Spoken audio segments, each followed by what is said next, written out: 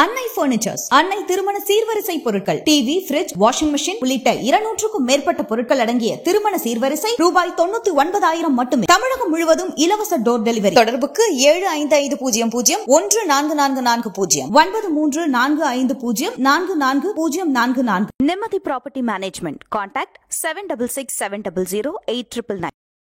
இந்த மனிதனுடைய ஆவி, ஆன்மா, ஆருயிர் மூன்றும் சேர்ந்த இணைப்பு எப்படி இருக்கும்னு பார்த்தீங்கன்னா ஒரு சிவலிங்க வடிவில் இருக்கும். அவர் தன்னுடைய அண்டபேரண்டங்களில் பேசப்பட்டு கொண்டிருக்கின்ற அந்த அவருடைய தாய்மொழியான தமிழ் மொழியை தமிழ்ச்சங்கம் வச்சு மக்களுக்கு வழங்கினார். சிவனின் தாய்மொழி தமிழை சொல்லிக் கொடுப்பதற்கு காரணமே இந்து மதமும் இந்து வேதமும். தமிழ் இல்லாவிட்டால் இல்லை. தனித்தமிழ் அன்பர்களும் சரி, நாத்திகர்களும் சரி, அந்த காஞ்சியில் இருக்கிற அந்த மடத்தை ஏற்றுக்கொள்ள மாட்டார்கள். காஞ்சியில் இருக்கிற அந்த மடாதிபதி எது சொன்னாலும் அது உண்மைக்கு புறம்பாகத்தான் இருக்கும்னு பல இடங்கள்லையும் பேசிக்கொண்டே இருப்பார்கள். ஆனால் இந்த இந்துன்னு ஒரு செயல் வரும்போது, இந்த ஒரு வார்த்தை வரும்போது மட்டும் காஞ்சி சங்கராச்சாரியார் சொல்றதை தான் பிடிச்சு கொள்வார்கள். அவன் குணம் தெரிகிறதுக்கே 20 வயதாயிரும். 20 வயதுக்கு பிறகுதான் அவர் என்ன சாதின்னு கண்டுபிடிச்சு அதுக்கு பிறகு வேதம் சொல்லிக் கொடுக்க முடியுமா? இவ்வளவு தர்க்க ரீதியாக பிறப்பால் சாதிக்கிறத இன்றைக்கும் அவர்கள் அந்த காஞ்சி மடத்தில் வலைதளத்தில் போட்டு வச்சிருக்கிறாங்க. ஹிந்து மதம் வடமொழி காணா போட்டு ஹிந்து மதம் அது அவர்களுடைய மதம். இந்து மதம் தமிழ் மொழி மதம். இப்ப இதுக்கு சொன்னா தமிழ் ஒரு வார்த்தை எப்படி கல்லாராய்ச்சி முக்கியமோ, அகழ்வாராய்ச்சி முக்கியமோ, தொல்லாராய்ச்சி முக்கியமோ, அதே அளவுக்கு முதன்மையானது சொல்லாராய்ச்சி. இன்றைக்கு இருக்கிற இந்த இந்தியா இருக்குது இல்லையா, குமரிமனையிலிருந்து வட இந்தியா வரைக்குமே இருக்கக்கூடிய அவ்வளவு இடங்களிலும் தமிழ் மொழி மட்டும்தான் பேசப்பட்டு கொண்டிருந்தது. கீழடியில் கிடைக்கிற ஓடுகளும் சிந்துச்சமொழி நாகரிகத்தில் கிடைக்கிற எழுத்துக்களும் ஒத்து போகின்றன. அப்பவும் இங்க இருந்த சித்தர்கள் நீங்க கற்றுக்கொள்ளுங்கள் அப்படின்ட்டு அவர்களுக்கு ஒரு மொழியையும் உருவாக்கி கொடுக்கிறார்கள். சம்ஸ்கிருதம்ங்கிற மொழி சித்தர்களால் உருவாக்கி கொடுக்கப்பட்டது. பக்கம், தங்கம், மூணாச்சா பாகம்க்கு போது ஒரே எழுத்து தான். ஹானா உச்சரிப்பு இல்லாமல இருக்குது. இல்லை, பக்கம் கானா கேஹெச்ஏ உச்சரிப்பு இல்லாமலா இருக்குது. தங்கம் ஜிஹெச்ஏ உச்சரிப்பு இல்லாமலா இருக்குது. கைபர் போலன் கணவாய் வழியாக வந்திருந்த வடஆரியர்களுக்கு அது வராததுனால தான் 4 கானாவை போடு 4 சானாவை போட்டுட்டு ஒரு மொழியை உருவாக்கி கொடுத்தார்கள். அவர்கள் தங்களுடன் கைபர் போலன் கணவாயிலிருந்து வரும்போது மத்தியாசியா வழியோடு வரும்பொழுது ஒரு மொழியை கொண்டு வந்திருந்தார்கள் என்றால் அந்த மத்தியாசியா மொழிகள் கூட தானே அதற்கு இருக்கணும். கிமு 1700 உள்ள வந்தவங்க ஒரு 1300 வருடங்கள்ல வட இந்தியாவை பிடிச்சிட்டு இங்க தமிழ் சங்கம்னு ஒன்று உறுதியாக இருந்ததுனால அந்த வட ஆரியர்களின் புரட்டுக்கள் எதுவுமே உள்ள நுழையாம தடுத்து கொண்டே இருந்தது. அதுக்கு பிறகுதான் 600 ஆண்டுகள் களப்பிரர்கள் ஆண்டு இருண்ட காலம் சொல்றோம். அப்பதான் சமஸ்கிருதம் உள்ள வருது. அதுல இருந்து இன்னைக்கு வரைக்கும் ஏதாவது அதுக்கு முன்னெடுப்பு பண்ணியிருக்கிறோமா? 65% தமிழ் கல்வெட்டுகள் தான் கிடைச்சிருக்கு தென்னிந்தியா முழுவதிலுமே. இந்த கல்வெட்டுகள் எல்லாம் மைசூர்ல தூங்கிட்டு இருக்குது. இருக்கிற கல்வெட்டுக்களை கூட படிக்கல. ஆராய்ச்சி பண்ணி யாராவது சொன்னா அதை எடுத்துக்கொள்ள மாட்டோம். மேற்கண்டு முன்னெடுப்புகளை செய்ய.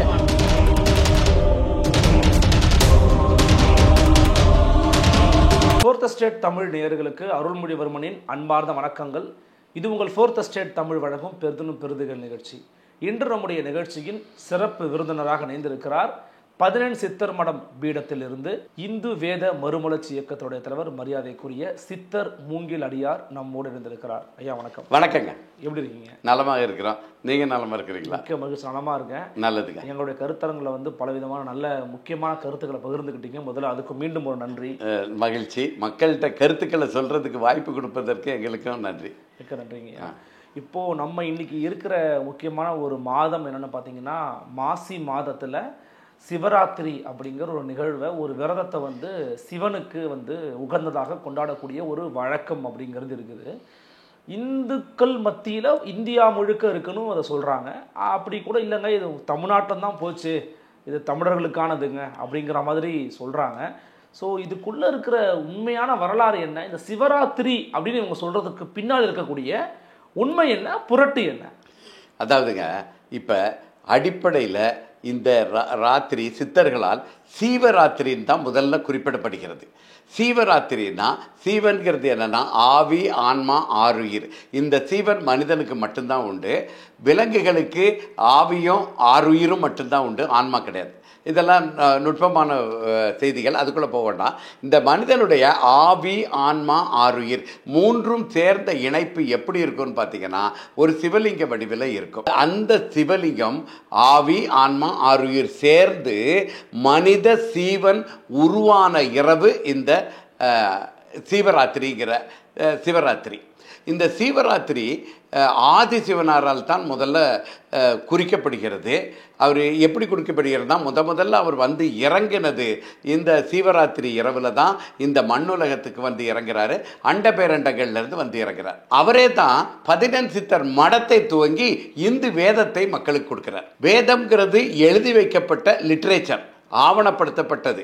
எதை எப்படி செய்யணுங்கிறது எழுதி வச்சா வேதம், அதை செயல்முறைப்படுத்தினா மதம். அதே ஆதிசிவனார் தான் 14 சித்தர் மடாதிபதியாகவும் 14 சித்தர் பீடாதிபதியாகவும் அவர் தான் இருக்கிறார். இப்போ இது எல்லாம் மக்களுக்கு தெரிய வேண்டும் என்றால் அடிப்படையில் தமிழ் மக்களுக்கு தெரிய வேண்டும். அப்படிங்கிறதுக்காக அவர் தன்னுடைய அண்டபேரண்டங்களில் பேசப்பட்டு கொண்டிருக்கின்ற அந்த அவருடைய தாய்மொழியான தமிழ் மொழியை தமிழ்ச்சங்கம் வச்சு மக்களுக்கு வழங்கினார். சிவனின் தாய்மொழி தமிழ். அதனால தான் அவர் தமிழ்ச்சங்கத்துக்கு முதல் தலைவராகவும் அவர் தான் இருக்கிறாரு. அவருக்கு பிறகு அவருடைய முருகப்பெருமான் அவருடைய வாரிசு 2வது தலைவராக பொறுப்பேற்கிறார். அப்போ தமிழை சொல்லிக் கொடுப்பதற்கு காரணமே இந்து மதமும் இந்து வேதமும் தமிழ் இல்லாவிட்டால் இல்லை. அதுக்கு பேர் இந்துன்னு தான் வச்சிருந்தாங்களா ஐயா? ஏன்னா இன்னைக்கு இருக்கிற நம்ம முரண்பாடு பேசுவோம், அது கூட நான் சந்தேகத்தை கேட்டுடுறேன். இந்து வந்து ஆரிய பார்ப்பனர்களால் வைதீக பிராமணர்களால் புகுத்தப்பட்ட ஒரு வார்த்தை. அந்த நாம இந்த மகா பெரியவர் கூட ஒரு புத்தகத்தை சொல்லியிருப்பாங்க, இந்துன்னு வெள்ளக்காரன் நமக்கு பேர் வச்சானே நம்ம பொழைச்சோம் அப்படின்ற மாதிரி சொல்லியிருக்கிறாங்கன்னா கூட சொல்லுவாங்க. இந்து மதம் எங்கே போகிறது நூல்ல. அப்போ இந்துங்கிற வார்த்தையை தான் சிவனும் முன் வச்சாரா? நல்லா தெரிஞ்சுக்கிடுங்க. இது பலர்கிட்ட இந்த குழப்பம் இருக்கிறது. குறிப்பாக தனித்தமிழ் அன்பர்கள்ட்ட இதே கருத்து இருக்கு. இந்துங்கிறது நமக்குள்ளது அல்ல அப்படின்ட்டு முதல்ல என்ன சொல்லிக்கிட்டு இருந்தாங்க, ஒரு 10 வருடங்களுக்கு முன்னாடி வரைக்கும் என்ன சொல்லிக்கிட்டு இருந்தாங்கன்னா, இந்துங்கிறது தமிழ் சொல்லே இல்லை, அது பாரசீக சொல், அதற்கு பொருள் வந்து ஒரு மோசமான பொருள்னு வச்சுக்கிட்டுங்களேன், அப்படியெல்லாம் பரப்பி கொண்டு இருந்தார்கள். இதுதான் முதல்ல இருந்தது. அதுக்கு பிறகு நாங்கள் தான் 14 சித்தர் மடம்பீடத்தில் இருந்து 12 திருமுறையில் எத்தனை இடங்களில் இந்துங்கிற சொல் வழங்கப்பட்டிருக்கிறது. இந்தின் இளம்பிறை போலும் எயிற்றான் அறிந்தாலும் சரி, இந்துவே, இந்துவார் சடையன், 12 திருமுறைகள் முழுக்க இந்த சொல் பயன்படுத்தப்பட்டிருக்கிறது. அப்போ தூய தமிழ் சொல். இது சிவபெருமானை குறிக்கக்கூடிய சொல். சிவபெருமான் வந்து அவர் தனது தலையில் சூடி இருக்கக்கூடிய நிலவை குறிக்கக்கூடிய சொல். நிலவின் குளிர்ச்சி, இளமை, உயிர்ப்பு, இப்படி பல சொற்களை குறிக்கக்கூடிய சொல்லாகத்தான் இந்துங்கிறத படைச்சிருக்கிறாங்க. அப்போ இந்துங்கிறது தமிழ் சொல் இருக்கிறது. அதற்கு பின்னால் வெள்ளைக்காரன் தான் கொடுத்தாங்கிறது நம்ம நல்லா சிந்திச்சு பாருங்க. இதில் வருத்தப்படக்கூடிய ஒரு செயல் என்னன்னா, தனித்தமிழ் அன்பர்களும் சரி நாத்திகர்களும் சரி அந்த காஞ்சியில் இருக்கிற அந்த மடத்தை ஏற்றுக்கொள்ள மாட்டார்கள். காஞ்சியில் இருக்கிற அந்த மடாதிபதி எது சொன்னாலும் அது உண்மைக்கு புறம்பாகத்தான் இருக்கும்னு பல இடங்கள்லையும் பேசிக்கொண்டே இருப்பார்கள். ஆனால் இந்த இந்துன்னு ஒரு செயல் வரும்போது, இந்த ஒரு வார்த்தை வரும்போது மட்டும் காஞ்சி சங்கராச்சாரியார் சொல்றதை தான் பிடிச்சு கொள்வார்கள். நீங்கள் மற்றதுல எல்லாத்துலேயுமே அந்த மடமும் மடத்தில் இருக்கிற அந்த மடாதிபதிகளும் எப்படி புரட்டுக்களை மக்களிடையே திணித்து வைப்பார்கள். தமிழை நீசபாசை என்று சொல்லி கொண்டிருந்தவர்கள் சொல்லிக்கொண்டு இன்றைக்கும் சொல்லிக்கொண்டு இருப்பவர்கள் தான். இன்றைக்கும் அவர்களுடைய வலைத்தளத்தில் பார்த்தீங்கன்னா பிறப்பால் தான் சாதின்னு தெளிவாக போட்டு வச்சுருப்பாங்க. ஏன்னா அவங்க சொல்கிற அதுக்கு ஒரு காரணமும் சொல்கிறாங்க, சாதி ஏற்றத்தாழ்வுகள் கட்டாயம் பார்க்க வேண்டும், வர்ணபேதம் பார்க்க வேண்டும். ஏன்னா குணத்தால் ஒருத்தனுடைய சாதின்னா அவன் குணம் தெரிகிறதுக்கே 20 வயதாயிரும். 20 வயதுக்கு பிறகு தான் அவர் என்ன சாதின்னு கண்டுபிடிச்சி அதுக்கு பிறகு வேதம் சொல்லிக் கொடுக்க முடியுமா? இவ்வளவு தர்க்க ரீதியாக பிறப்பால் சாதிங்கிறத இன்றைக்கும் அவர்கள் அந்த காஞ்சி மடத்தில் வலைதளத்தில் போட்டு வச்சிருக்கிறாங்க. அப்போ அவங்க பின்பற்றுவதற்கு பேர் என்ன? அவங்களே அவங்களுக்கு பேர் வச்சிருக்கிறாங்க ஹிந்து மதம். வடமொழி காணா போட்டு ஹிந்து மதம் அது அவர்களுடைய மதம். இந்து மதம் தமிழ் மொழி மதம். இன்னும் சொல்ல போனா இந்துங்கிற அந்த தமிழ் சொல் இருக்கு பார்த்தீங்களா, இதற்கு சரியான உச்சரிப்பு தமிழ் மொழியை தவிர உலகத்தில் எந்த மொழியிலையும் இந்துங்கிறதுக்கு சரியான உச்சரிப்பு சொல்லக்கூடிய எழுத்துக்கள் உலகத்தில் எந்த மொழியிலையும் கிடையாது. அந்த இந்து மதம் தமிழ்நாட்டில் இருந்து கொண்டு இருக்கிறது. அந்த இந்து மதம் வந்து ஒரு காலத்தில் இளமுரியா கண்டம், இளமை முரியா கண்டம், லெமூரியான்னு சொல்லுவாங்க. அதுக்கு தூய தமிழில் தான் பேர் வைக்கப்பட்டது இளமை முரியா கண்டம். அந்த அந்த புவி பரப்பு நிலப்பரப்பு தான் உலகத்திலே முதல்ல தோன்றின நிலப்பரப்பு. அது இன்னும் கடினத்தன்மை அடையவில்லை, மிருதுவாக இருக்கிறது, புதை மணல்கள் ஏராளமாக இருக்கின்றன. அந்த இடத்துல இளமை முறியா மண்ணில் தோன்றினது தான் இந்த இந்து மதம்ங்கிறது. அவர் பெயர் வச்சார் ஆதிசிவனார். இப்போ இதுக்கு சொன்னால் தமிழ் ஒரு வார்த்தை எப்படி கல்லாராய்ச்சி முக்கியமோ, அகழ்வாராய்ச்சி முக்கியமோ, தொல்லாராய்ச்சி முக்கியமோ, அதே அளவுக்கு முதன்மையானது சொல்லாராய்ச்சியும். இந்த இந்துங்கிற சொல்லுக்கு சரியான எழுத்துக்கள் உலகத்தில் எந்த மொழியிலையுமே கிடையாது. அப்படி இருக்கக்கூடிய ஒரு தூய தமிழ் சொல், தமிழில் மட்டுமே உச்சரிக்கக்கூடிய சொல்ல நம்ம ஆப்கானிஸ்தானக்காரனோட சொல்லுன்னு சொல்லிக்கிட்டு இருக்கிறோம். இன்னும் சொல்ல போகிற பாருங்க, இந்து மாக்கடல்னு ஏன் பேர் வச்சாங்க? வெள்ளக்காரன் வந்த பிறகு வச்சாங்க. சரி, இப்போ வாஸ்கோட காமா வராரு. அதற்கு பிறகு இந்த நம்ம இங்கிலாந்து பாராளுமன்றத்தின் கீழே வரும்போது தான் இந்துங்கிறது ஒருங்கிணைக்கப்படுறது. அப்போ தான் கிழக்கிந்திய கம்பெனிக்கு பிறகு அந்த பிரிட்டிஷ் அரசாங்கம் தான் கொடுக்குறதுங்கிறது தான் இவங்களோட கருத்து. வாஸ்கோட காமா இந்தியாவை கண்டுபிடிக்கிறதுக்கு முன்னாலே இந்தியாவை கண்டுபிடிக்க வேண்டும் என்ற நோக்கத்தில் கொலம்பஸ் அமெரிக்காவுக்கு போய்விடுகிறார். அமெரிக்கா அவர் நினைக்கும் போது இருக்கும்போது இந்தியாவுக்கு தான் வந்துட்டோன்னு நினச்சிக்கிட்டு இருக்கிறாரு. ஆனால் பிற்காலத்தில் அது அமெரிக்கான்னு கண்டுபிடித்த உடனே அதுக்கு ஏன் ரெட் இண்டியன்ஸ்னு பேர் வச்சாங்க அவங்களுக்கு? அப்போ இந்துங்கிற சொல்லும் இந்தியாங்கிற சொல்லும் ஏற்கனவே வாஸ்கோட காமாவுக்கு முன்னாலே இருந்தே இருக்கிறது. அதே தான் இந்து மாக்கடல். தாலமி தான் முதல்ல வரைபடத்தை, உலக வரைபடத்தை வரைந்தவர் அந்த தாலமி. அதில் பார்த்தீங்கன்னா அந்த உலகத்தின் முதல் வரைபடத்தில் மரியம் இண்டிகம் அப்படின்னு தெளிவாக இந்து மாக்கடலை குறிவைக்கிறது. மக்களின் மனக்கடலை அடக்குவதற்கு உண்டான மதம் இந்து மதம். அந்த கடலுக்கு பேர் இந்து மாக்கடல். மனக்கடலை அடக்குவது இந்து மதம். அந்த சுற்றியில் இருக்கிற கொந்தளிப்பில் அதான் முதல் நிலப்பரப்புங்கிறதுனால கொந்தளிப்பில் தான் இருக்குது அந்த கடல். அதற்கு பெயர் இந்து மாக்கடல்னு பெயர் சூட்டினார்கள். இன்னும் சொல்லப்போனால் இண்டிகோன்னு ஒரு சாயம் இருக்கும்.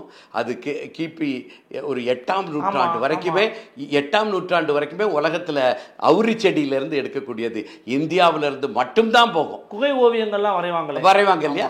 இல்லை, உலகம் முழுசுமே அந்த சாயத்தை பயன்படுத்தி இருக்கிறார்கள். அது ஒரு ஏற்றுமதி பொருளாக இருந்திருக்கிறது. அந்த சாயம் மட்டும், அந்த வண்ணம் மட்டும் வேற எந்த இதாலையும் உருவாக்கவே முடியலை உலகத்தில் இருக்கிறவங்களால. அதனால இந்தியாவை தான் சார்ந்திருந்தாங்க. அதனால தான் அதுக்கு இண்டிகோன்னு பெயர் வைத்தார்கள். இது கிமு 6000லேயே இண்டிகோங்கிற பெயர் இருக்கிறது.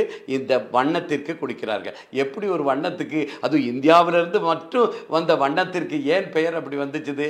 இன்னும் சொல்ல போனால் பாருங்க, நிறையா இண்டிகா, இந்த நம்ம இண்டிகா மெகஸ்தனிஸ் புக்கு எழுதியிருக்கார் இல்லையா, அதற்கு முன்னாடியே 2 புத்தகங்கள் இருக்கின்றன. இண்டிகாங்கிறது கிமுலே இண்டிகான்னு முதல் புத்தகம் ஆப்கானியர்களால் எழுதப்பட்டு விட்டது. இன்னும் ஒரு நகைச்சுவை ஒன்று சொல்லுவாங்க. அவங்க சிந்து நதியை தான் இந்துன்னு சொல்லிட்டாங்க. ஏன்னா சீங்கிற உச்சரிப்பு அவங்க மொழியில் இல்லை. நீங்கள் டாரஸ்ங்கிற மன்னரோட கல்வெட்டு இருக்குது. அந்த கல்வெட்டில் சானாங்கிற எழுத்து பயன்படுத்தப்படுகிறது, சீனாங்கிற எழுத்தும் பயன்படுத்தப்பட்டிருக்கிறது. டாரஸோட கல்வெட்டோட எடுத்து பாருங்கள். சீங்கிற உச்சரிப்பு அங்கே ஆப்கானிய மொழியில், அதுவும் பண்டை கால ஆப்கானிய மொழியில், கிமுல இருக்கிற ஆப்கானிய மொழியில் சீங்கிற உச்சரிப்பு இருக்கிறது, இன்னும் இருக்கிறது. இப்பவும் அதற்கான ஆதாரங்கள் இருக்கின்றன. அப்போ இந்து வேற ஹிந்து வேற.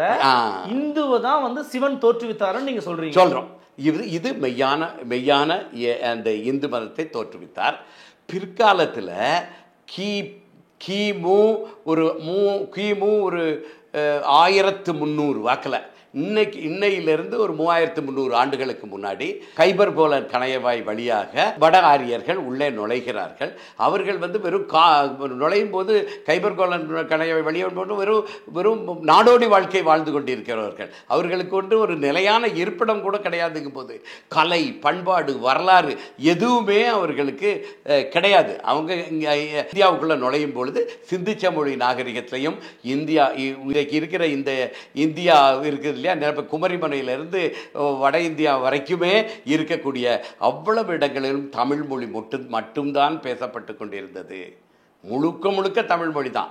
இதற்கு ஆதாரம் என்ன வேணும்னு கேட்டிங்கன்னா, கீழடியில் கிடைக்கிற ஓடுகளும் சிந்துச்சமொழி நாகரிகத்தில் கிடைக்கிற எழுத்துக்களும் ஒத்து போகின்றன. அப்போ இது வந்து முழுக்க முழுக்க தமிழ். இன்னும் சொல்ல போனால் வேறு எந்த மொழியிலையும் இந்த சிந்துச்சமொழி நாகரிகத்தின் குறியீடுகளை அதை டீசைஃபர் பண்ணவே முடியலை, அதுக்கு ஒரு விளக்கம் கொடுக்கவே முடியலை. தமிழில் மட்டும்தான் விளக்கம் கொடுக்க முடியுது. அது கீழடியில் கிடைச்ச இந்த ஓடு, பானை ஓடு கூட மிகவும் ஒத்து போகிறது. சிவலிங்க வழிபாடு, சிவலிங்கம் கண்டுபிடிக்கப்பட்டிருக்கிறது சிந்துச்சமொழி நாகரிகத்தில். இவ்வளவும் காளை சின்னம் இருக்கிறது, எல்லாமே கண்டுபிடிக்கப்பட்டிருக்கிறது. அப்போ அதுக்கு பிறகு இங்கே வந்து இங்கே இருக்கிறவங்ககிட்ட இருந்தே கொஞ்சம் கொஞ்சமாக கற்றுக்கொண்டு இது எப்படி உயர்ந்த மதமாக இருக்கிறதுங்கிறத பார்த்து விட்டு இதை குழப்பம் பண்ணாதான் நம்மளால். அப்பவும் இங்கே இருந்த சித்தர்கள் வந்து நீங்கள் கற்றுக்கொள்ளுங்கள் அப்படின்ட்டு அவர்களுக்கு ஒரு மொழியையும் உருவாக்கி கொடுக்கிறார்கள். சம்ஸ்கிருதம்ங்கிற மொழி சித்தர்களால் உருவாக்கி கொடுக்கப்பட்டது.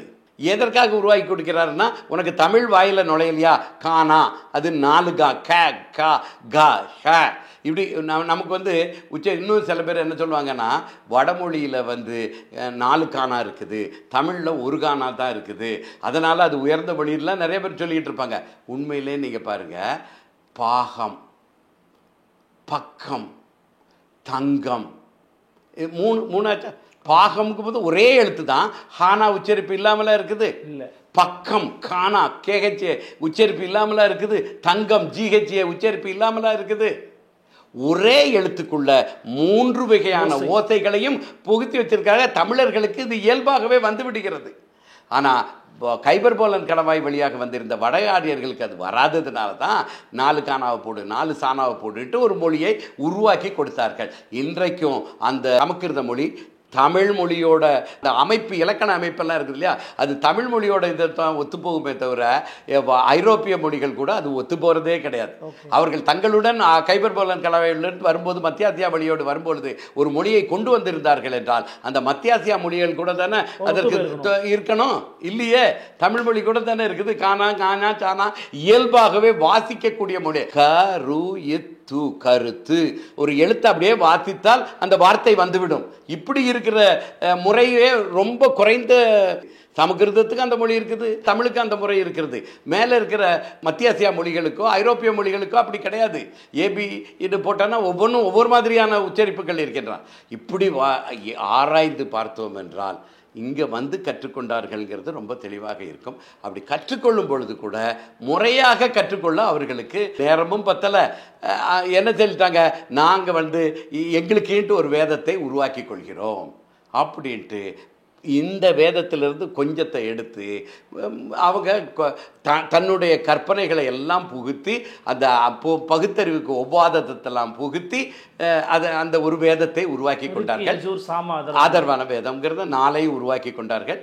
அந்த உருவாக்கும் பொழுது கூட இந்த பெண்களுக்கு அப்படியே வேதம் ஓதும் உரிமை கிடையாது அப்படின்ட்டு ஒதுக்கி வச்சுட்டாங்க. ஆனால் நம்மளுடைய வேதம், தமிழர்களின் வேதம் வந்து ஆண் பெண் இருவருமே ஓதக்கூடிய ஒரு வேதம். சாதி ஏற்றத்தாழ்வுங்கிறது தமிழர்கள்ட்ட கிடையவே கிடையாது. கொஞ்சம் கொஞ்சமாக அந்த சாதி ஏற்றத்தாழ்வுகளையும் இங்கே புகுத்தி முதல்ல அவர்கள் வட இந்தியாவை பிடித்து கொண்டார்கள்.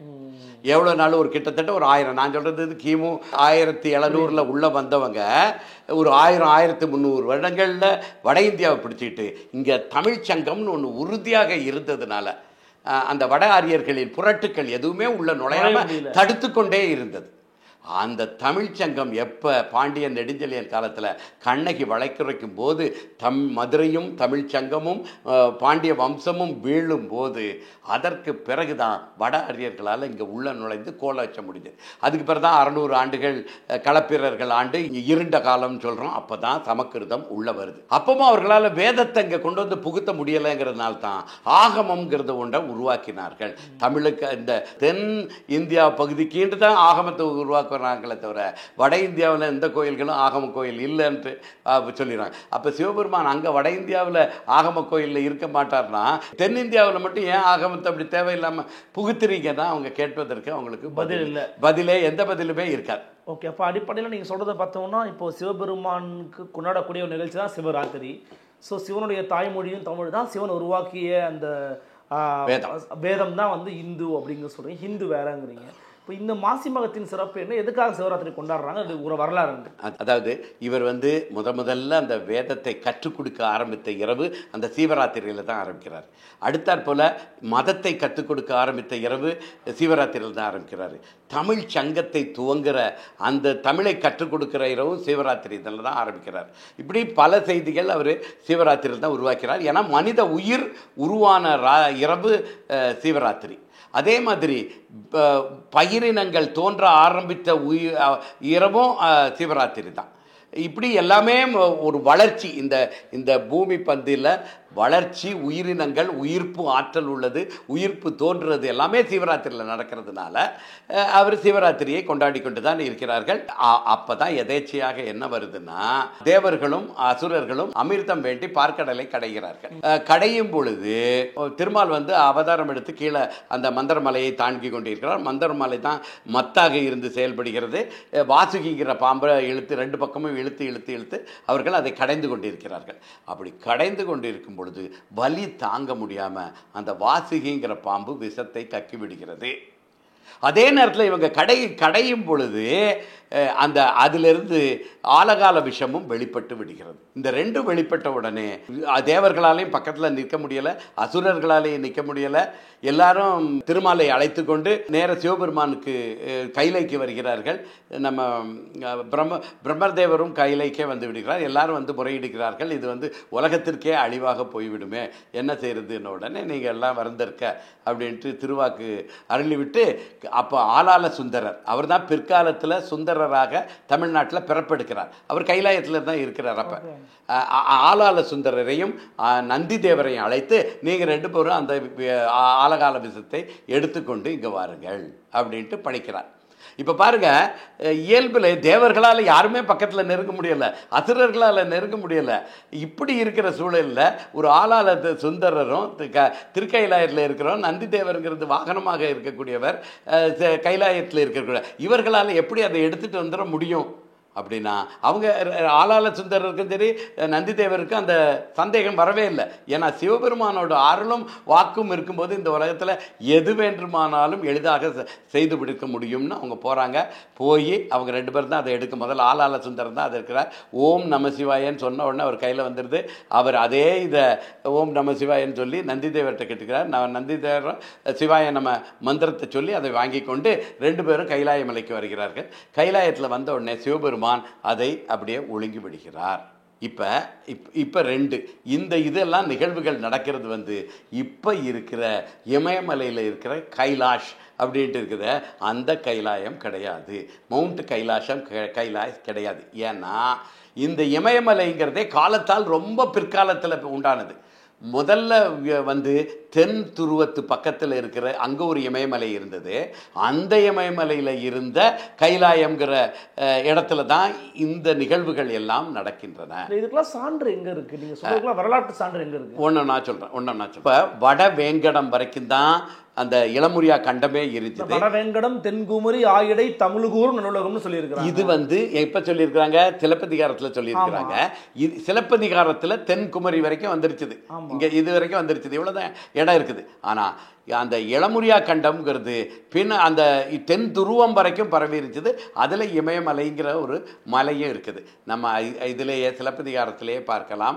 பகுருளியாரும் பன்மலை எடுக்கத்து குமரி கொள்ள அப்படின்ட்டு நம்ம சொல்லப்பட்டிருக்கிறது. இதுதான் அங்கே உள்ள அந்த குமரி கண்டத்துக்கு உண்டான ஆதாரம். இலக்கிய சான்றுகள் இருக்கு. இலக்கிய சான்றுகளுக்கு மேலே ஆராய்ச்சி நம்ம தானே பண்ணணும். குறைந்தது இதை எடுத்துக்கிடுங்க. இமயமலைங்கிறது பொதிகை மலை விட காலத்தால் புதியது. அதாவது பொதிகை மலை தோன்றி பல கோடி ஆண்டுகளுக்கு பிறகுதான் இமயமலை. உண்மைதானே? அப்ப இங்க நாகரிகம் வந்து முதல்ல தோன்ற இடத்துல தோன்றி இருக்க முடியுமா, பின்னாடி இருக்கிற இடத்துல தோன்றி இருக்க முடியுமா? தோன்றி இருக்க முடியும். அப்ப கோடிக்கணக்கான ஆண்டுகள் வேறுபாடு இருக்கும்போது இந்த மவுண்ட் கைலாசத்துல தான் சிவபெருமான் இருப்பாரா? அதற்கு முன்னாடி எங்க தான் இருந்தாரு? இது வெளியே வர்றதுக்கு முன்னாடி பொதிகை மலை வெளியே வந்துருச்சுது. அப்ப அவர் சிவபெருமான் எங்க தான் இருப்பாரு? கடலுக்குள்ள தண்ணிக்குள்ளே இருந்திருப்பாரு. இந்த பொதிகை மலைங்கிறதே வடக்கு எல்லையா இருக்குது. அதுக்கும் தெற்கில் இருக்கிற தென்னிமய மலையில் தான் சிவபெருமான் அந்த கைலாயத்தில் அவர் வந்து இறங்குனது, இது நடத்தினது எல்லாமே அந்த தென்னிமலை பகுதி தான் இது. இன்னும் சொல்ல போனா தாய்மானவர் பாடுறாரு, என்று நீ அன்றுதான். அப்படின்னா என்ன அர்த்தம்னா, என்னைக்கு நீ இந்த உலகத்துக்கு வந்தியோ அன்னைக்கு நானும் இந்த உலகத்துல இருக்கிறேன். உலகத்துல கடவுளை பார்த்து, முழு முதற் கடவுளை பார்த்து உலகத்துல எவராவது தைரியமாக இந்த வார்த்தையை சொல்ல முடியுமா? நீ என்னைக்கு இருக்கிறியா அன்னைக்கு நானும் இருக்கிறேன். அப்ப நம்ம ரெண்டு பேரும் ஒரே நிலையில இருந்தவானா? அப்படி இல்லை. யாதொன்றும் ஆரியா வெறும் துரும்பானேன். எனக்கு ஒண்ணுமே தெரியாது. நீ கடவுளாக இருந்தாய், நான் ஒண்ணுமே தெரியாதவனா இருந்தேன். இதுதான் அண்ட பேரண்டங்கள்ல இருந்து அவர் வந்தாரு. இங்க மனிதர்கள் இருந்தார்கள், ஒன்றும் தெரியாத விலங்கினங்களோடு விலங்கினங்களாக வெறி நிலையில் வாழ்ந்து கொண்டிருந்த மனிதர்களை பக்குவப்படுத்துவதற்காகத்தான் இந்து வேதத்தையும் இந்து மதத்தையும் கொடுத்தார். யாரொன்றும் அறியா வெறும் துரும்பானேன் எனினும் கைவிடுதல் நீதியோ. இன்னொன்னு சொல்றாரு, தொண்டரோடு கூட்டு கண்டாய். என்ன பார்ட்னர்ஷிப் வச்சிருக்கிற சிவபெருமான் தமிழர்கள். இந்த வார்த்தை தமிழர்களாலும் தமிழ் இனத்தால மட்டும்தான் சொல்ல முடியும். ஏன்னா அவர் இங்க வந்தப்ப தாய்மொழியை கொண்டு வந்து தமிழ்நாட்டில் தான் வந்து தமிழர்களுக்கு கற்றுக் கொடுக்கிறார். தமிழ் மொழியை கற்றுக் கொடுக்கிறார், இந்து வேதத்தை கொடுக்கிறார், இந்து மதத்தை கொடுக்கிறார், பாண்டிய மன்னன் அரசாட்சியையும் அவர் தான் கொடுக்கிறார். எல்லாத்தையும் கொடுத்து தொண்டரோடு கூட்டு கண்டாய். அப்ப இளமுறையா கண்ட முழுவதும் இருக்கு இல்லையா, அந்த பகுதி எல்லாத்துக்கும் சிவபெருமானே நேரில் போய் சொல்லிக் கொடுக்கல. இங்க கற்றுக்கொண்டவர்களை எல்லா இடத்துக்கும், அதான் தொண்டரோடு கூட்டு கண்டாய். நீ இந்த தமிழையும் இந்து வேதத்தை இந்து மதத்தையும் மக்கள் எல்லோருக்கும் பரப்புங்கள் அப்படின்ட்டு பணித்து அதற்குண்டான வழிமுறைகளையும் அதை கற்றுக் கொடுத்து அனுப்பி வைத்தார். இதுதான் தாய்மானவர் பாடல். இதுதான் நமக்கு கிடைச்சிருக்கிற ஆதாரம். சரி, இப்போ இன்னொன்று தொல்பொருள் ஆராய்ச்சி நிச்சயமாக எல்லாரும் கீழே கமெண்ட்ஸில் கூட நிறைய பேர் போடத்தான் போகிறாங்க. இந்த நம்ம என்ன நினச்சிட்டு இருக்கோம், சிந்துச்சமொழி தான் முதல்ல கண்டுபிடிக்கப்பட்ட அந்த தொல்பொருள் ஆராய்ச்சியில் சிந்துச்சமொழி ஆராய்ச்சி கண்டுபிடிக்கிறதுக்கு 10 ஆண்டுகளுக்கு முன்னாடியே முதல்ல கண்டுபிடிக்கப்பட்ட இடம் வந்து ஆதிச்சநல்லூர் தான். இந்த திருநெல்வேலி தூத்துக்குடி போகிற வழியில் இருக்க ஆதிச்சநல்லூரில் தான் முதல்ல கண்டுபிடிச்சிருக்காங்க. இந்த ஆதிச்சநல்லூருக்கும் கிட்டத்தட்ட ஒரு 30-40 ஆண்டுகளுக்கு முன்னாடியே தமிழ்நாட்டில் முதல்ல கண்டுபிடிக்கப்பட்ட இடம் என்னன்னா அந்த குடியம் குகைகள் தான். அது வந்து கிட்டத்தட்ட இப்போ ஆராய்ச்சியில் கூட இப்போ வந்துக்கிட்டே இருக்குது. 3,85,000 வருடங்களுக்கு முன்னாடி உள்ளது இடங்கள் எல்லாம் இருக்கின்றன. மக்கள் வாழ்ந்ததுக்கு பழைய கற்கால மனிதர்கள் இல்லை இடைக்கற்கால மனிதர்கள்லாம் வாழ்ந்த அதற்குண்டான கருவிகள் எல்லாம் ஏராளமாக கிடைக்கின்றன. சென்னையிலிருந்து 60 கிலோமீட்டர் திருவள்ளூர் பக்கத்தில் இருக்கிற பகுதியில் கிடைத்திருக்கின்றன. குடியம்ங்கிறது குகை. அதே மாதிரி 2-3 ஊர்கள் எல்லாம் சொல்லியிருக்கிறார்கள். இது எல்லாம் 3,85,000 வரைக்கும் வருடங்களுக்கு முன்னாடி. அறிவியல் என்ன சொல்லிட்டு இருக்கு, இல்லைன்னா மானுடவியல் என்ன சொல்கிறாங்கன்னா 2 லட்சம் வருடங்களுக்கு முன்னாடி தான் ஆப்பிரிக்காவிலேருந்து மக்கள் இங்கே வந்தாங்கன்னு சொல்கிறாங்க. இங்கே 3,85,000 வருடங்களுக்கு முன்னாடி இங்கே வாழ்ந்ததற்குண்டான சான்றுகள் இங்கே இருக்கின்றன. இப்போ இதெல்லாம் ஆராய்ச்சி யார் பண்ணுவா, எப்போ பண்ணுவா? இதெல்லாம் சிந்துச்சமொழிக்கு முன்னாடியே கண்டுபிடிக்கப்பட்ட இடங்கள். அப்போ குறைஞ்சபட்சம் அது எல்லாத்தையும் விட்டுருங்க. நம்மளுடைய பாரதிதாசன் பல்கலைக்கழகம் தான் ஆராய்ச்சி பண்ணி பூம்புகார்னு ஒரு இடம் அந்த இலக்கியத்தில் இருக்க சொல்லப்பட்டபடியே கிட்டத்தட்ட 15,000 ஆண்டுகளுக்கு முற்பட்டது அப்படின்னு அவங்க அறிக்கை வெளியிட்டார்கள். அதில் இருந்து இன்னைக்கு வரைக்கும் ஏதாவது அதுக்கு முன்னெடுப்பு பண்ணியிருக்கிறோமா? ஒன்றுமே முன்னெடுப்பே பண்ணாமல் இதில் நம்ம தென்னிந்தியாவில் கல்வெட்டுக்கள் ஆராய்ச்சியில் 65% தமிழ் கல்வெட்டுகள் தான் கிடைச்சிருக்கு தென்னிந்தியா முழுவதிலையுமே. இந்த கல்வெட்டுக்கள் எல்லாம் மைசூரில் தூங்கிட்டு இருக்குது. இருக்கிற கல்வெட்டுக்களை கூட படிக்கலை. கல்வெட்டுக்களை படிக்க மாட்டோம். ஆராய்ச்சி பண்ணி யாராவது சொன்னால் அதை எடுத்துக்கொள்ள மாட்டோம். மேற்கண்டு முன்னெடுப்புகளை பண்ண மாட்டோம். ஆனால் எனக்கு சொல்ல ஆராய்ச்சி மட்டும் போதாது, இது ஆராய்ச்சி வேணும்னு கேட்டுக்கிட்டே இருப்போம். இப்போ தமிழர்கள் தானே வெளிச்சி அடையணும். நம்ம ஒவ்வொரு தமிழனும் இதில் வீழ்ச்சி அடைய வேண்டும். தமிழன் மட்டும்தான் இதில் இது சரியில்லை அது சரியில்லைன்னு நம்ம சொல்கிறதுலையே குறைகள் கண்டுபிடித்து கொண்டிருப்பான். அவர்களும் உள்ள சூழலை புரிந்து கொள்ள வேண்டும். ஆராய்ச்சி செய்யுங்கள் தான் இந்து வேத மறுமலர்ச்சி இயக்கம் அனைத்து தரப்பினரையும் கேட்டுக்கொண்டிருக்கிறது. இதெல்லாம் முக்கியமான இந்த சிவராத்திரி பற்றி சொன்னீங்க. கூடுதல் ஒரு கேள்வி, இன்னைக்கு நீங்க ஒரு முறையில கொண்டாடிக்கிட்டு இருக்கீங்க, அதை வந்து நீங்க இந்த மாதிரி மக்களுக்கு கொண்டு போய் சேர்க்கணும்னு சொல்றீங்க. இன்னும் கூட இந்த மயானக்குள்ளெல்லாம் சொல்றாங்க, அந்த மாதிரி இடத்துல ரொம்ப சாதாரணமா சிம்பிளா கொண்டாடுறாங்கன்றீங்க. ஆனா நீங்க ரொம்ப கார்பரேட் மயமா இருக்குதுன்னு சொல்றாங்க. ஒரு குறிப்பிட்ட சில சாமியார்கள் என்ன பண்றாங்கன்னா, நரேந்திர மோடியை கூப்பிடுறாங்க, பணக்காரர்களை கூப்பிடுறாங்க, திங்குன்னு நல்லா பாட்டை போட்டு காட்டுக்குள்ள டான்ஸ் ஆடுறாங்க. எதுதான் உண்மையே சிவராத்திரி எப்படிதான் கொண்டாடணும் அதை? சரி, இப்போ நம்ம கொஞ்சம் பின்னால் வருவோம். அந்த சிவபெருமான் அந்த ஆலகால நஞ்சை எடுத்துடுறார் இல்லையா, சிவபெருமான் அதை உண்டு பிடிக்கிறார். பார்வதி வந்து அப்படியே கழுத்தை தொண்டையை பிடிச்சிக்கிட்டு வாங்கினார். அப்படியெல்லாம் தொண்டையை பிடிக்க முடியாது. அது பார்வதிக்கு தெரியும் சிவபெருமானால் இதை முழுவதுமாக தனக்குள்ள உட்கிரகித்து கொள்ள முடியும் அப்படிங்கிறது நல்ல உறுதியாக தெரியும். ஆனால் அதனால் அப்படியே தொண்டையை அப்படியே சற்று நீவி விடுவார்கள். அந்த நேரத்தில் அந்த அந்த ஆலகால விஷத்தின் தன்மை வந்து முறிகிற வரைக்கும் அவர் சிவபெருமான் திருநடனம் புரிவார். அதுதான் மாசி மாதம் தேய்பிரையில் வர்ற சதுர்த்தசி இரவு.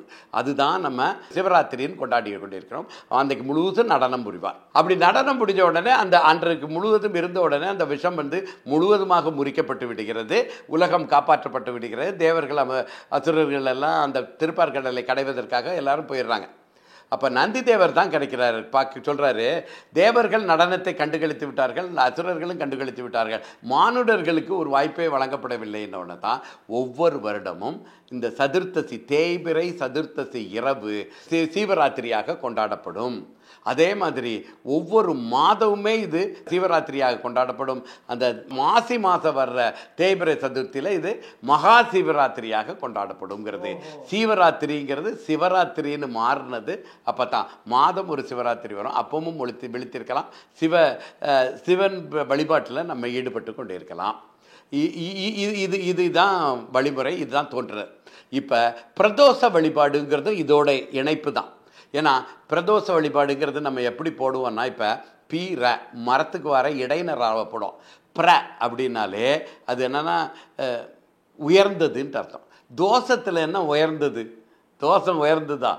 பிரசாதம் அப்படின்னு சொல்கிறாங்க. பிரங்கிறதே அது வந்து சமஸ்கிருதத்திலேருந்து ஒட்டி வந்தது தான். பிரசாதம்னா கடவுளுக்கு படைக்கப்பட்ட உணவு, படையல் அமுது அப்படிங்கிறது சொல்கிறோம். இப்போ இந்த பிரதோஷம், தோஷத்தில் என்ன நல்ல தோஷம்? பிரதோஷங்கிறது என்னென்னா பீர வல்லினரானா தான் போடணும். இன்னும் சொல்லப்போனால் பிரம்மனுக்கு பீர இடையினரானா மரத்துக்கு வர ரானா தான் போடுறாங்க. பிரம்மன் அது வந்து உயர்ந்தவன் அப்படிங்கிற அர்த்தத்தில் இல்லை. பிறப்புக்கு காரணமானவன் பிரமன், இறப்புக்கு காரணமானவன் இரமன். ரெண்டுமே வல்லினரானா தான் போடணுமே தவிர இடையினரானா போடக்கூடாது. அதே தான் பிரதோஷத்துக்கு இல்லை. பிறந்த தோஷங்கள், பிறக்கின்ற தோஷங்கள், பிறக்க போகின்ற தோஷங்கள், 3 காலத்தில் இருக்கிற எல்லா தோஷங்களையும் நிவர்த்தி செய்யக்கூடிய பூசை தான் இந்த பிரதோஷ வழிபாடுங்கிறது. அதாவது வினைத்தொகைன்னு சொல்லுவாங்க. 3 காலத்துக்கும் ஒத்து வரக்கூடியது தான் அந்த இது. அந்த பிரதோஷ பூசையில் எல்லா தோஷங்களும் நிகழும். சிவபெருமான் தான் சொல்கிறாரு, அந்த பிரதோஷ வேளைங்கிறது எப்போன்னா 4:30 மணி, மாலை 4:30 to 6 இருக்கணும். அதே நேரத்தில் சதுர்த்தசியாகவும் இருக்கணும். ரெண்டும் சேர்ந்த நேரம் பிரதோஷ நேரம். அதை தொடர்ந்து இருக்கக்கூடிய இரவு சிவராத்திரி. இதுதான் சிவபெருமான் அர்த்தம். இப்போ நம்ம உலகில் எப்படி கொண்டாடிக்கிட்டு இருக்கோம்னா, திரையோதசியிலேயே நம்ம பிரதோஷத்தை கொண்டாடி விடுகிறோம். திரையோதசி அது பிரயோதசியில் கொண்டாடுறது சரியாக இருக்கும். எப்போன்னா இந்த சாயங்காலம் 4:30 மணி இருக்கு இல்லையா, அதுக்கு முன்னாடியே திரையோதசி முடிஞ்சு சதுர்த்தசி ஆரம்பிச்சிச்சுன்னா சரியாக இருக்கும். அன்றைக்கே சதுர்த்தசி வந்துடும், 4:30 to 6 வந்துடும். பல நாட்களில் என்ன ஆகும்னா 6 மணிக்கு மேலே, மாலை 6 மணிக்கு மேலே 7 மணி 8 மணி இரவில் திரையோதசி நிறைவு பெற்றால் சதுர்த்தசி அடுத்த நாள் தான் 4:30 to 6 வரும். அடுத்த நாள் தான் அப்போ கொண்டாட வேண்டும். எல்லா நாட்களிலும் திரையோதசியில் கொண்டாடக்கூடாது. நீங்கள் திரையோதசி அது சீக்கிரமாக முடிஞ்சிருச்சுன்னா, 4:30க்கு முன்னாடி முடிஞ்சுன்னா திரையோதசியிலே கொண்டாட வேண்டும். 6 மணிக்கு பிறகு தான் முடிஞ்சுன்னா சதுர்த்தசியில் தான் அந்த பிரதோஷ பூசையை கொண்டாட வேண்டும். இந்த வரலாறு தான் பிரதோஷம் முடியும். ஏன்னா திரையோதசிக்கும் அந்த நஞ்சு சாப்பிட்ட இரவுக்கும் தொடர்பு கிடையாது. சதுர்த்தசிக்கும் அதுக்கு தான் தொடர்பு இருக்கிறது. இதை நம்ம புரிந்து கொள்ள வேண்டும். இப்போ நீங்கள் கேட்ட கேள்விக்கு வரும். எல்லாம் வணிகமயமாகி விட்டது. மதமே வணிகமயமாகிவிட்டது. இன்னும் சொல்லப்போனால் மதம்ங்கிறது ஒரு அருவருக்கத்தக்க சொல்லாக கருதப்பட்டு விடுகிறது. அதாவது யானைக்கு மதம் பிடிக்கும் இல்லையா, அந்த மதம் பிடிச்சிச்சுன்னா அளவற்ற ஆற்றல் அதற்கு வந்துவிடும். இந்த வடமொழியில் அந்த ஹிந்து மதம்னு ஒன்று சொல்கிறோம் பார்த்தீங்களா, அதால் அந்த ஆற்றலை கட்டுப்படுத்த தெரியாது. அதனால் அதற்கு மதம்ங்கிறது அழிவை கொடுக்கக்கூடியதுங்கிற பொருளில் அவங்க பயன்படுத்தி கொண்டிருக்கிறார்கள். மதம்ங்கிறது அளவற்ற ஆற்றலை உடையது. மெய்யான இந்து மதம் தமிழர்களால் பயன்படுத்தப்பட்டு வந்து கொண்டிருந்த இந்து மதம், ஆதிசிவனாரால் வழங்கப்பட்ட இந்து மதம் வந்து எத்தகைய வலிமையையும் ஆற்றலையும் செலுத்தக்கூடிய அங்குசத்தை இந்து வேதமாக கொடுத்திருக்கிறது. அப்போ மதம்ங்கிறது அளவற்ற ஆற்றல். இந்து வேதத்தின் மூலமாக அந்த மதத்தை பயன்படுத்தும் பொழுது மக்களுக்கு ஏராளமான நன்மை கிடைக்கும். இதுதான் மதத்துக்கு உண்டான பொருளை தவிர அது வந்து ஆன்மீகம்னா ஏற்றுக்கொள்வோம், மதம்னா ஏற்றுக்கொள்ள முடியாதுங்கிறதால இதெல்லாம் வார்த்தை பயன்பாட்டில் உள்ளது தான். சரி, இப்போ இந்த சிவராத்திரியில் சிவபெருமானை நினச்சிக்கிட்டே இருக்கணுங்கிறதுக்கு தானே முழிச்சிக்கிட்டு இருக்கிறோம். நீங்கள் பாட்டு எதையாவது ஒன்று பண்ணிக்கிட்டு இருக்கிறதுக்கு முழிச்சிக்கிட்டு இருக்கக்கூடாது. இப்போ வட இந்தியாவில் என்ன செய்வாங்க, அந்த பாங்குங்கிறதெல்லாம் சாப்பிடுவார்கள். அது வந்து ஒரு மூலிகையாக பயன்படுத்தக்கூடிய ஒன்று தான். அதை சாப்பிட்டோன்னா மனது வந்து ஒருநிலைப்படுத்துவதற்கு அது பயன்படுக்கும். அப்படி அந்த ஒருநிலைப்படும் பொழுது சிவபெருமானே நினச்சிக்கிட்டு இருக்கும்போது உங்களுக்கு முழுமையான அந்த பயன் கிடைக்குங்கிறதுனால தான் அந்த வட இந்தியாவில் இருக்கிறாங்களே தவிர நம்ம நினைக்கிறோம் அதை ஒரு பத்தி பொருளாகத்தான் அவங்க பயன்படுத்துவாங்களே தவிர நம்ம இங்கேருந்து பார்க்குற மாதிரி ஒரு கேளிக்கை பொருளாகவோ விளையாட்டு பொருளாகவோ அவங்க போதைப் பொருளாகவோ அவங்க பயன்படுத்துறது கிடையாது. யார் எப்போ எந்த வயசில் எவ்வளவு சாப்பிடணும் எல்லாத்துக்கும் நியதிகள் இருக்கின்றன. ஆனால் அது எல்லாத்தையும் விட்டுட்டு அந்த கேளிக்கையும் கொண்டாட்டையும் மட்டுமே இங்கே குறிக்கோளாக வச்சு அன்றைக்கு முழுசும் முடிச்சுக்கிட்டு இருக்கலாம். அப்படி சிவபெருமானே நினச்சிக்கிட்டு இருந்தீங்கன்னா எப்படியும் உங்களுக்கு தூக்கம் எளிதில் வந்துடும். இது ஆட்டம் பாட்டம் கொண்டாட்டம், நடிகைகள், செலிபிரிட்டிஸு இவங்க எல்லாத்தையும் கொண்டாடி வரும்போது உங்களுக்கு தூக்கம் வராது. ஆனால் பயனே கிடையாது. சிவனை சிந்திக்கணுங்கிறதுக்காக தான் அந்த இரவில் நம்ம வழிபாடே கொண்டாடுறோம். சிவனை மொத்தமாக மறந்துட்டு வேறு எதையாவது கேளிக்கைகளில் ஈடுபட்டு கொண்டிருந்தால் அதில் எந்த விதமான பயனும் கிடையாது, நிச்சயமாக இருக்கவே இருக்காது. சிவனை நினைத்து கொண்டிருந்தது மட்டும் போதாது, நம்ம அந்த பிரதோஷ பூசையிலேயே அங்கே போய் அந்த திருமுழுக்காட்டு நடந்து கொண்டு இருக்கும் போதெல்லாம் எப்படி நந்திதேவரின் உடல்லையும் சரி சிவபெருமானோட உடலையும் அந்த அந்த பால் ஒவ்வொரு திருமுழுக்காட்டு பொருளாக வச்சு அது அந்த அழுக்குகளை எல்லாம் வெளியில் இருக்கிற அழுக்குகளெல்லாம் நீக்குகிறதோ அதே மாதிரி நமது மன அழுக்குகளை நீக்குவதற்கு அங்கே உட்காந்து கொஞ்சம் சிந்திக்க வேண்டும். நம்ம என்னெல்லாம் தவறுகள் செய்கிறோம், யார் யாருக்கெல்லாம் எவ்வளவு துன்பங்கள் இழைக்கிறோம், மனதால் சொல்லால் செயலால் எவ்வளவு துன்பங்களை இழைத்து கொண்டிருக்கிறோம், இனிமேல் அதை குறைக்கணுமே. இப்படியெல்லாம் சிந்தித்து அடுத்த பிரதோஷத்துக்கு முன்னாடி நான் பக்குவமுடைய மனதை உடையவனாக மாறுறதுக்கு உண்டான பூசை தான் அந்த பிரதோஷ பூசை. அதையே கொஞ்சம் நீடித்த அளவில் ஒரு இரவு முழுவதும் பண்ணணுங்கிறது தான் சிவராத்திரி. ஸோ நீ பக்குவப்படாமல் உனக்கு துன்பங்கள் நீங்கிவிடும், தோஷங்கள் எல்லாம் விலகிவிடும்னா விலகவே விலகாது. இந்த பிரதோஷ பூசையே நீ மனது பக்குவப்படுத்துறதுனால தான் உனக்கு அதோட தோஷங்கள் விலகிறதை தவிர சும்மா ஒரு சடங்கியலாக எடுத்துக்கொண்டிருந்தோம் என்றால் அதில் எந்த பயனும் இருக்காது. அதில் கேளிக்கை மட்டுமே நோக்கமாக இருந்தால் உங்களுக்கு கேளிக்கை மட்டும்தான் அதில் இருக்குமே தவிர வேற எந்த பயனுமே இருக்காது. இதில் முக்கியமான நுட்பமாக நம்ம பார்க்க வேண்டியது என்னன்னா, சிவபெருமான் இருக்கும் இடம்ங்கிறது வேற, அவர் வந்து அருள் புரியும் இடம்ங்கிறது வேற. அருள் புரியக்கூடிய இடம் வந்து சிவன் கோயில், இருக்கிற இடம்ங்கிறது சுடலை எனப்படும் சுடுகாடு. ஆமா, இது பெரிய ஆச்சரியமா இருக்கும்.